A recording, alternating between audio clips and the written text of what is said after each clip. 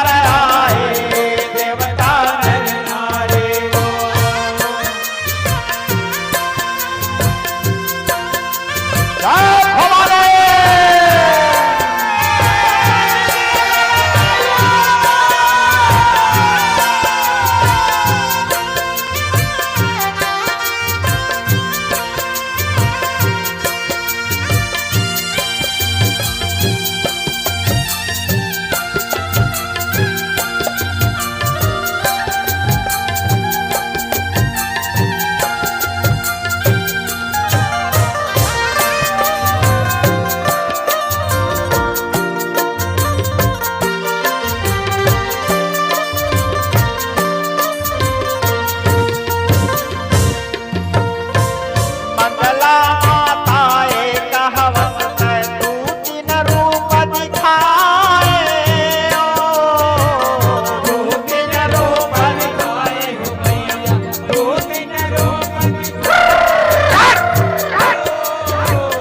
मंगला माताए कहवत तू तीन रूप दिखाए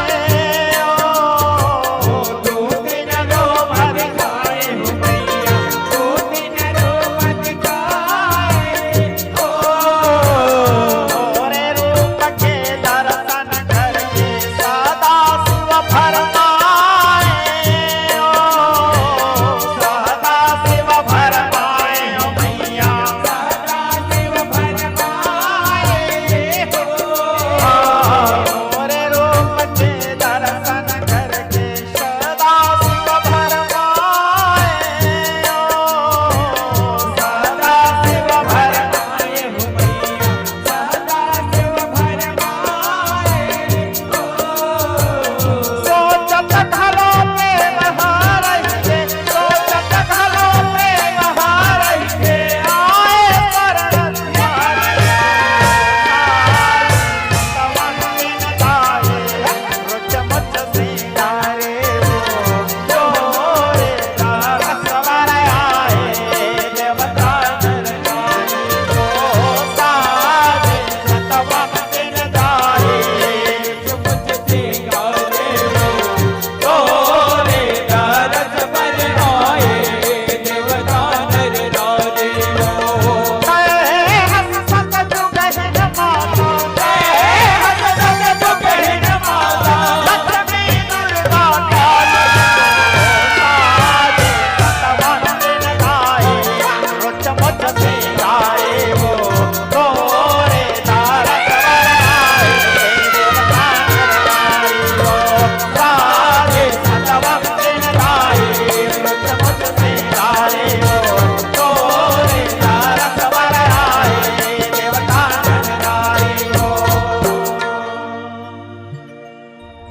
और अंगन माहो के मगन माए युवराज गाए मोरे माँ मंगला रही वे संग मात के अरज तोरे माया ने माधुर गे